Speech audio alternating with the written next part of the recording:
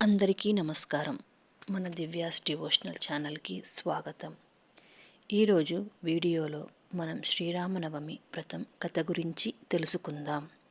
ముందుగా వీడియోలోకి వెళ్ళే ముందు మన ఛానల్ని కొత్తగా ఎవరైనా చూస్తున్నట్లయితే ప్లీజ్ సబ్స్క్రైబ్ చేసుకోండి. అలాగే లైక్ కూడా చేయండి. ఆలస్యం చేయకుండా వీడియోలోకి వెళ్ళిపోదాం. శివభక్తుడైన అగస్త్యమ హర్షసుతేష్ట మహర్షితో ఇట్లు పలికెను. ఓ సుతేష్టముని, నీకు నేను ఒక రహస్యము చెప్పెదను అని ఈ విధంగా చెప్పుట మొదలుపెట్టెను. చైత్రమాసమున శుక్లపక్షమి నాడు సచ్చిదానంద స్వరూపి అయిన రామచంద్రుడు అవతరించెను.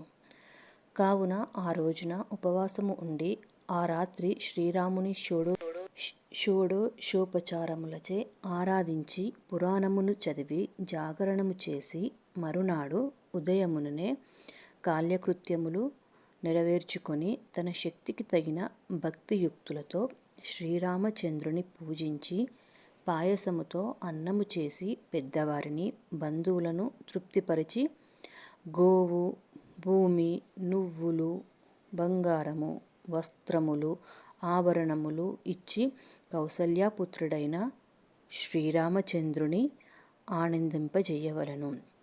ఇలా ఈ శ్రీరామనవమి వ్రతము భక్తిగా ఆచరించు వాని జన్మాంతరములు పాపములు అన్నీ నశించును. ఇంకా సర్వోత్తమమైన విష్ణు పదము లభించును.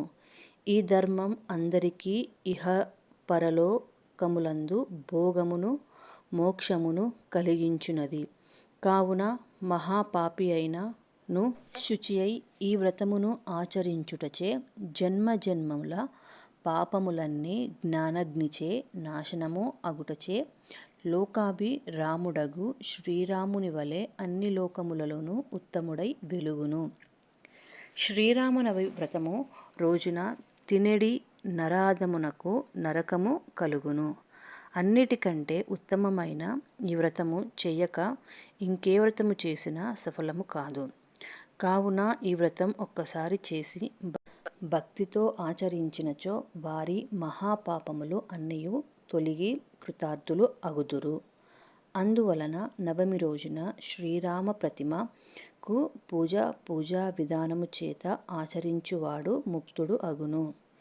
ఇతని పలుకులు విని సుతేక్షణుడు ఇలా అడుగుచుండెను.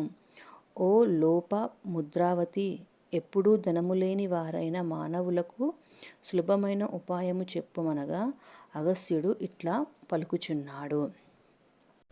ఓ సుతేక్షణ, దరిద్రుడు అగు మానవుడు తనకు కలిగియున్న వరకు స్వర్ణ రజాతులలో దేనిచేనైనను పైసలలో పము చేయక శ్రీరాముని ప్రతిమను చేయించి ఈ వ్రతము చేసినచో ఆ వ్యక్తి యొక్క సర్వపాపములు తొలగిపోవును. కావున ఎలాగైనా ఈ వ్రతమును చేసి జానకీకాంతుని పూజింపవలయును.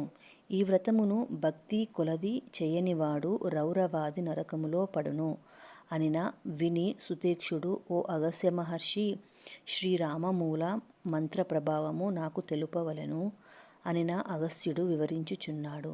సమస్తములైన రామమంత్రములలోను రామ షడక్షరి అను మంత్రరాజము ఉత్తమమని స్కాంద పురాణము మోక్షఖండనములోని రుద్రగీతయందు శ్రీరాముని గూర్చి రుద్రుడు చెప్పుచున్నాడు.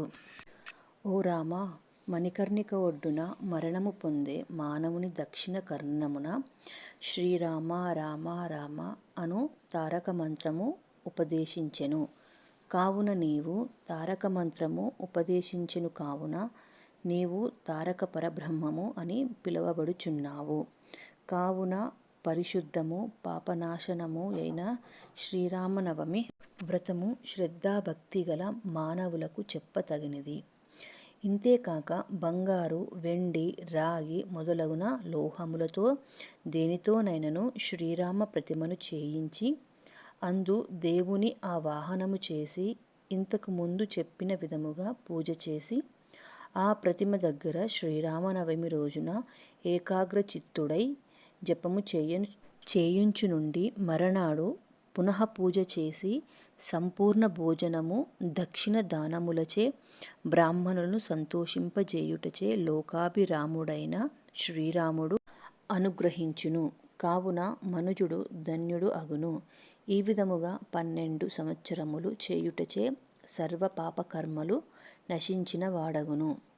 రామమంత్రము తెలియనివాడు ఈ వ్రతము రోజున ఉపవాసము ఉండి భోజనము ఇంకా ఆహార పదార్థములు ఏమియూ తీసుకొనక శ్రీరామస్మరణ చేసినచో అన్ని పాపములు పోయిన వాడగును. మంచి గురువు వద్ద మంత్రం తెలుసుకున్న వాడై ప్రతి గంట నిశ్చలమైన మనసు కలవాడై మోక్షమును కోరినవాడై పూజించువాడు సర్వదోషములచే విడువబడి నాశనము లేని శ్రీరామ తారక పరబ్రహ్మమును పొందునని అగస్త్య మహర్షి వివరించెను. ఇంతటితో శ్రీరామనవమి వ్రతకథ ముగిసినది.